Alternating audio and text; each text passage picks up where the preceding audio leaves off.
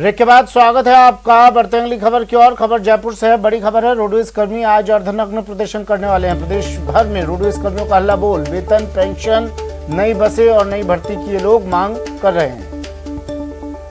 प्रदेश भर में रोडवेज कर्मियों का हल्ला बोल, आज अर्धनग्न प्रदर्शन। वेतन, पेंशन, नई बसें और नई भर्ती की मांग।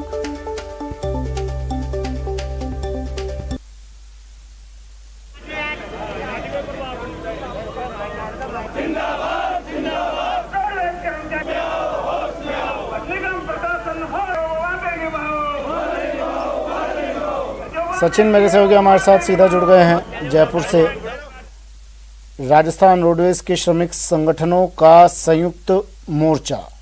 सचिन, ये बैनर इन लोगों ने लिया हुआ है और प्रदर्शन कर रहे हैं। अर्धनग्न होकर अब इन्हें प्रदर्शन करने की ज़रूरत पड़ी। काफ़ी लंबे समय से लोग मांग कर रहे हैं, आवाज़ उठा रहे हैं, लेकिन सरकार कहती है कि रोडवेज घाटे में है।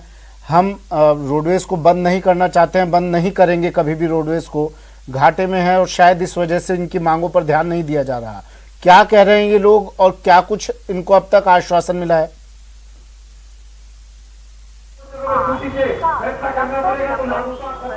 आश्वासन इनको पहले दिन से ही मिलता आ रहा है। आश्वासन कर्मचारियों को साफ कहा जा रहा है कि जल्द उनको जो है वो वेतन और पेंशन दे दिया जाएगा। लेकिन कर्मचारियों की स्थिति इससे साफ जाहिर होती है कि जून माह से कर्मचारियों को वेतन और पेंशन नहीं मिला है। 3 महीने के आंदोलन की घोषणा संयुक्त मोर्चे ने की थी। उस आंदोलन की घोषणा के तहत ही आज कर्मचारियों ने यहाँ प्रदर्शन किया है। इन्होंने एक रैली निकाली है अर्धनग्न प्रदर्शन करते हुए, और अब इनकी एक सभा का आयोजन किया जा रहा है जहाँ पे संयुक्त मोर्चे जो घटक दल है वो उनको संबोधित कर रहे हैं। हालांकि देखिए 70 करोड़ रुपए जो है वो जारी कर दिए गए कर्मचारियों के लिए, और संभवतः सोमवार तक इनको वेतन और पेंशन जून और जुलाई माह का दे दिया जाएगा। लेकिन फिर भी अगर बात करें कर्मचारियों की अन्य मांगों को लेकर, तो कर्मचारियों की कई मांगे ऐसी हैं जो यहाँ पर जो चलेगा कर्मचारी करेंगे। 5 अक्टूबर को रैली और फिर कार्य बहिष्कार, और 27 अक्टूबर की 24 घंटे की जाम हड़ताल का फैसला देंगे। अगर मांगे मंजूर नहीं हुई तो आगे बढ़ेगा संघर्ष। कर्मचारियों का हौसला है, आर पार की लड़ाई भी लड़ना पड़े ताकि संदेश लोगों को मिल रहे। बस इन्हीं बातों को समाप्त करते हुए मैं आपको नारे लगवाना चाहता हूँ। हर कोई मुक्ति तान के जो जवाब मुक्ति आसमान में ले जाके देगा। रोडवेज कर्मचारी एक साथ जिंदाबाद। जिनके हाथ नहीं उठे उनको क्या कहूँ? हाथ में दर्द है क्या? हर कोई हाथ उठा के जवाब दीजिए। रोडवेज कर्मचारी एकता जिंदाबाद। हमारी एकता जिंदाबाद। संयुक्त मोर्चा जिंदाबाद। संयुक्त मोर्चा जिंदाबाद। इंकलाब जिंदाबाद। से बात कीजिए अगर हो सके तो। इंकलाब जिंदाबाद। राज्य सरकार होश में हो। बिल्कुल। किस तरह की मांग आप लोगों की भी लगातार बनी हुई है? क्या मांग आप लोग? मुख्य रूप से हमारी जो मांग है वो जो सेवानिवृत्त कर्मचारी हो चुके हैं करीबन 5000 के लगभग है, तो उनके जो बकाया जो भुगतान है, उनका रिटायरमेंट बेनिफिट है, वो उनका भुगतान किया जाना चाहिए। मुख्य रूप से हमारी एक ही मांग है कि हमारे कर्मचारियों को 1 तारीख को वेतन, पेंशन और जो रिटायरमेंट हो चुके हैं उनको हर महीने पेंशन और उसके वेतन के साथ में लिंक होना चाहिए, जिससे तीनों 1 तारीख को इनका भुगतान हमें कर्मचारियों को मिलना चाहिए। अभी सेवानिवृत्त कर्मचारियों की क्या स्थिति है तारकन जी? सेवानिवृत्त कर्मचारी कितने परेशान हैं? हमारे रिटायर्ड कर्मचारियों का जुलाई 16 के बाद में कोई पेमेंट नहीं हुआ। ऐसा करीबन 400 करोड़ रुपए का पेमेंट बकाया है। इसके अलावा डीए जो 11-12% राजस्थान गवर्नमेंट ने बढ़ाया वो भी अभी नहीं दिया किसी को भी। और पुराने पिछले जितने भी पेमेंट है, इसके अलावा मेडिकल फैसिलिटीज और 2-2, 3-3 महीने से तनख्वाही नहीं मिल रही है, न पेंशन मिल रही है। इसलिए हम आंदोलन अक्टूबर तक करेंगे और इसको तीव्र गति से आगे बढ़ाएंगे। ताराचंद अध्यक्ष कल्याण समिति। बिल्कुल। आप बताएं कि अब कोई आश्वासन आपको मिला किस स्तर पर? आपकी बातचीत है सरकार के स्तर पर, प्रबंधन के स्तर पर? अभी ऐसा कोई आश्वासन नहीं दिया।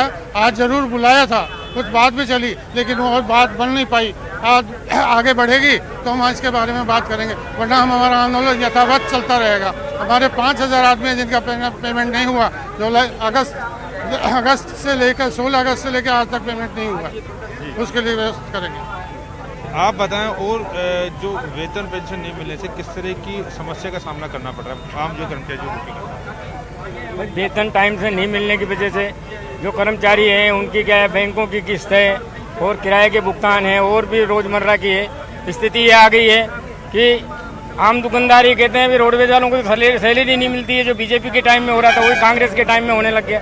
हमने जो प्रोग्राम बनाया है 3 महीने का समय दिया है और पहले 31 माह करीब हो चुके, इसलिए हम चाहते हैं कि सरकार इस मामले में सोचे और जल्दी निर्णय ले जिससे कि हमारे भुगतान और रिटायरमेंट वालों के सबके भुगतान हो।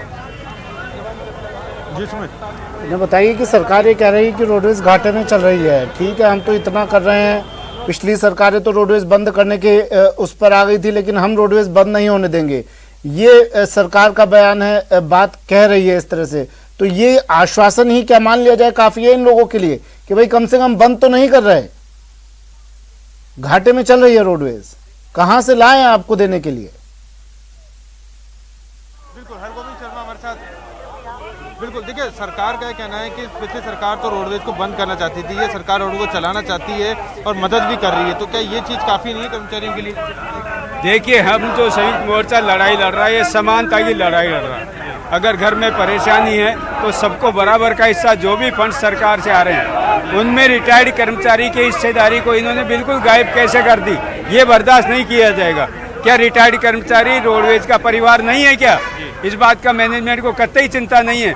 इन्होंने कभी भी रिटायरमेंट के लोगों के लिए पैसा महीने का महीने देने के लिए नहीं मांगा।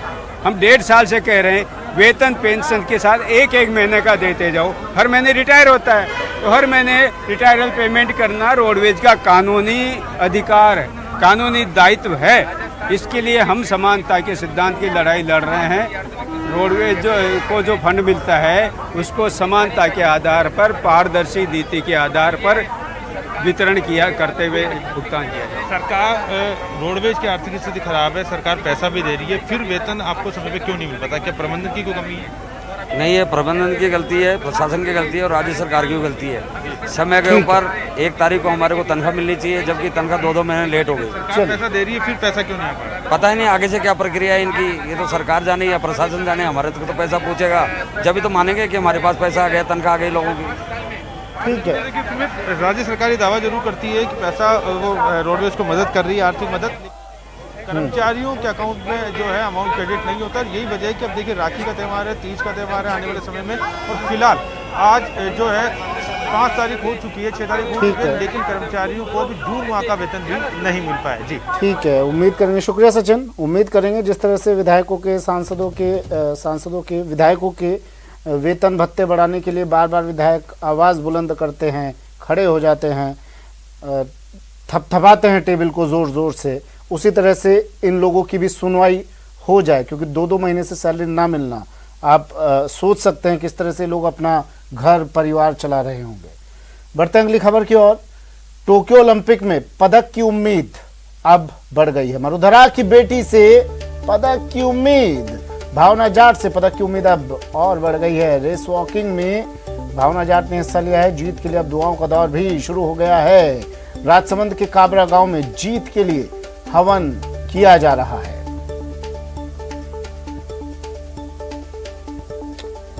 अलकेश सनाडा राजसमंद से मेरे सहयोगी हमारे साथ जुड़ गए हैं। अलकेश, जीत के लिए दुआओं का दौर, हवन, यज्ञ, पूजन, जो तरीका जिसके समझ में आता है वो कर रहा है, लेकिन चाहिए एक मेडल, वो जीत जिससे देश का नाम पूरे विश्व में, ब्रह्मांड में गुंजायमान हो जाए।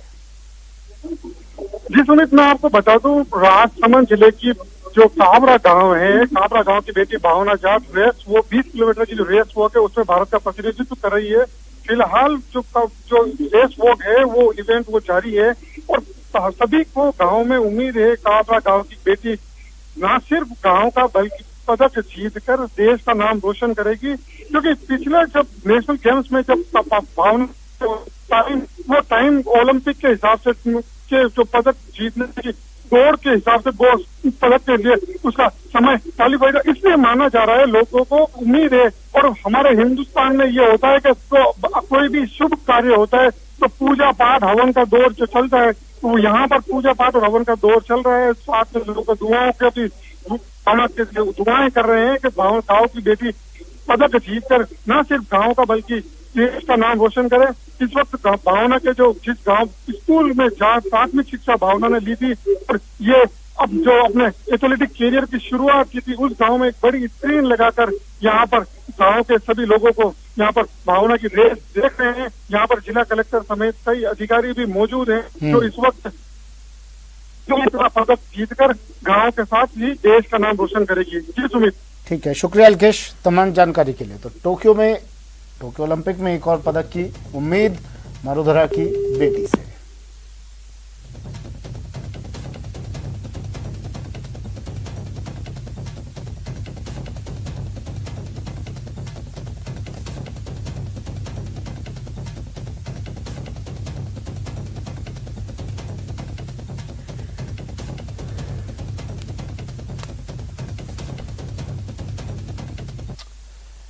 इस बीच प्रधानमंत्री भी लगातार खिलाड़ियों की हौसला अफजाई कर रहे हैं।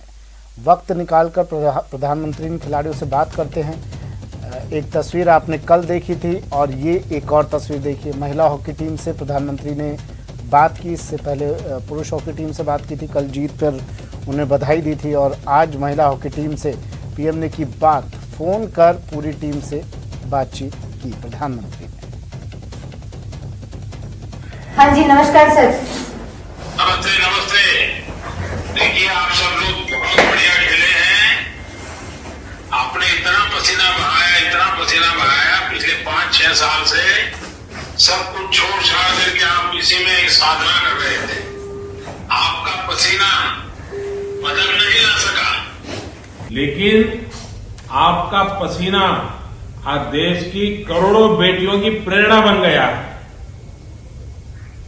और मैं टीम के सभी साथियों को और आपके कोच को सबको बधाई देता हूं। Thank you sir, thanks a lot. आपने इतना इनकरेज किया हमारी टीम को, so thank you so much. और निराश बिल्कुल नहीं होना है। अच्छा, मैं देख रहा था नवनीत की आंख पर कुछ चोट आई है। हाँ जी, कल उसको चोट आई थी, उसको 4 स्टिचेस लगे हैं। तो अरे बाप रे, मैं देख रहा था उसको काफी, अभी ठीक है, उसकी आंख को तो कोई तकलीफ नहीं हुई है ना?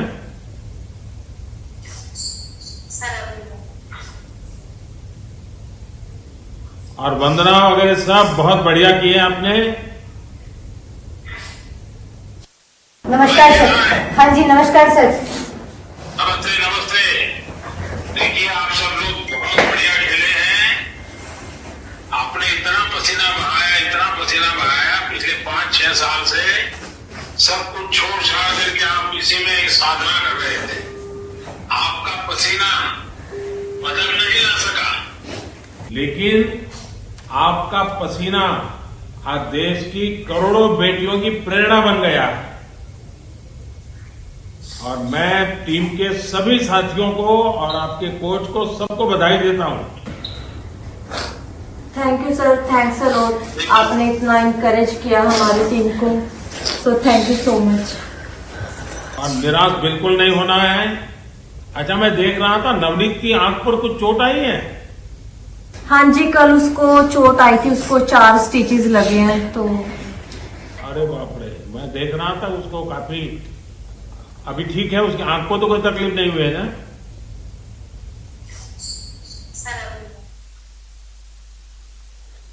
महिला हॉकी टीम से प्रधानमंत्री ने बात की और उन्हें आश्वस्त किया, उन्हें बताया कि पदक ही सब कुछ नहीं होता है, जीत हार लगी रहती है, सिर्फ मेहनत करते रहिए, कर्म करते रहिए। अब आपको दिखाते हैं ऐसी तस्वीर जिसे देखकर आप भी बूंदी के इस गांव की मिसाल देंगे। क्या कहना, फिर ये गाँव वाला मिलकर स्वेग कर बन जाए। 45 लाख की लागत। 45 लाख की लागत होगी। आप भर गए? भर गया। अब खुश है पूरा गाँव? खुश पूरा का आज पे गाँव ही। पाई जोड़कर दिन रात मेहनत कर बनाया गया लंबा चौड़ा बांध आखिरकार लबालब हो गया, जिसके बाद बूंदी के बाशिंदों की खुशी का ठिकाना नहीं रहा। गौरतलब है कि बूंदी जिले के बामन गांव पंचायत क्षेत्र के 13 गांव के ग्रामीणों ने बिना किसी सरकारी सहायता के 45 लाख की राशि से भूमपुरा गांव के पास लंबा चौड़ा बांध बनाया था, लेकिन बांध के लबालब होने का इंतजार था। बांध बनाने के लिए ग्रामीणों ने अपनी 350 बीघा जमीन दांव पर लगा दी और 29 दिनों तक दिन रात निर्माण कार्य चलाया। निरंतर गिरते जा रहे भूजल स्तर के कारण डार्क जोन की श्रेणी में शामिल बामनगांव पंचायत क्षेत्र के लोगों ने अपनी खाते की 350 बीघा जमीन दांव पर लगाकर उस पर 45 लाख की राशि से बांध बनाकर पीढ़ियों को प्रेरित करने का काम किया था। बांध के लबालब होने से गांव वालों की मेहनत पर अब कुदरत की मुहर लग गई है। बाना में बादलों की बेरहमियां बेइंतहा दर्द दे रही हैं। जल प्रहार से मंजर ऐसा है कि कहीं पानी के ऊपर जिंदगी लटक रही है तो कहीं सैलाब सा मंजर है।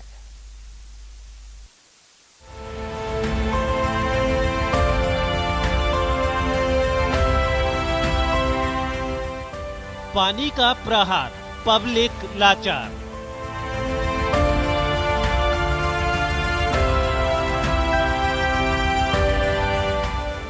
पानी का शोर, जिंदगी ने थामी डोर।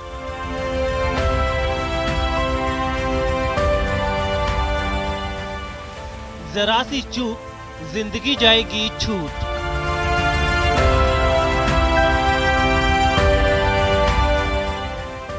सैलाब सा मंजर, रेस्क्यू की डगर। ध्यान से देखिए बारा से आई इन 5 तस्वीरों को। कई गांवों की लाइफलाइन पुलिया क्या बही, जान जोखिम में आ गई।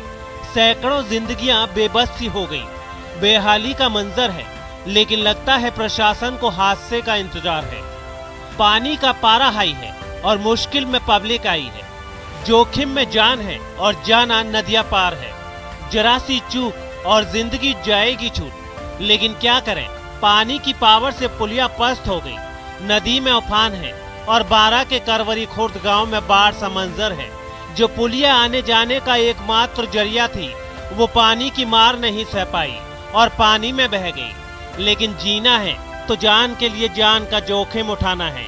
इसलिए ये लोग रस्सी की डोर थामे नदी पार किए जा रहे हैं।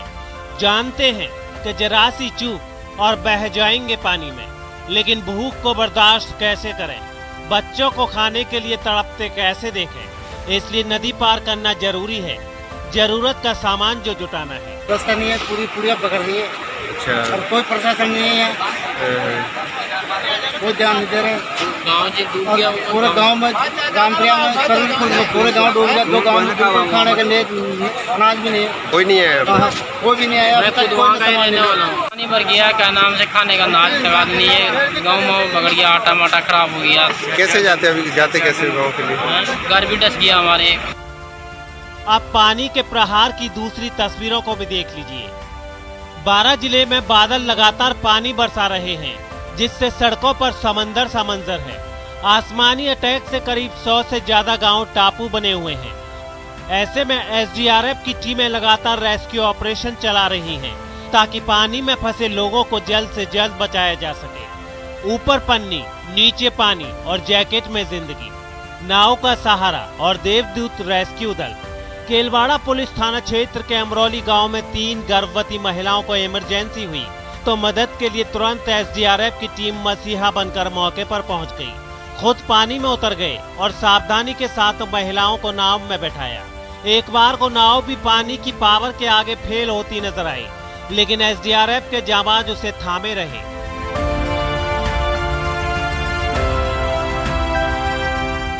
कहते हैं ना, हिम्मत के आगे हर मुश्किल दम तोड़ देती है। पानी भी हार मान गया और इन महिलाओं को रेस्क्यू कर सुरक्षित स्थान पर पहुंचाया गया। बादलों की बेरहमी बारा में कम होने का नाम नहीं ले रही। कहीं रस्सी भरोसे जिंदगी लाइव है, तो कहीं एसडीआरएफ के मसीहाओं का इंतजार है। न्यूज 18 के लिए बारा से विपिन तिवारी की रिपोर्ट। और अब बात पानी तेरी कैसी कहानी की। टीवी स्क्रीन पर कुछ तस्वीरें आपको दिखा देते हैं। ये 8 तस्वीरें टीवी स्क्रीन पर, जिसमें आप पानी के अलग अलग रंग देख सकते हैं।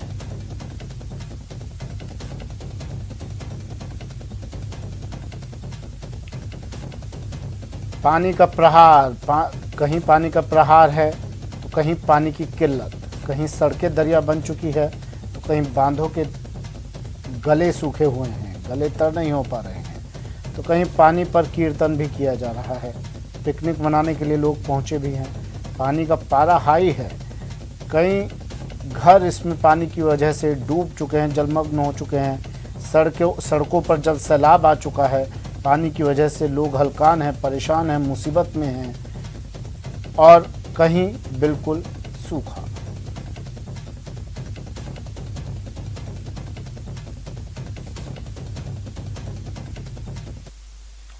और अब दिखाते हैं टॉप 10 वायरल।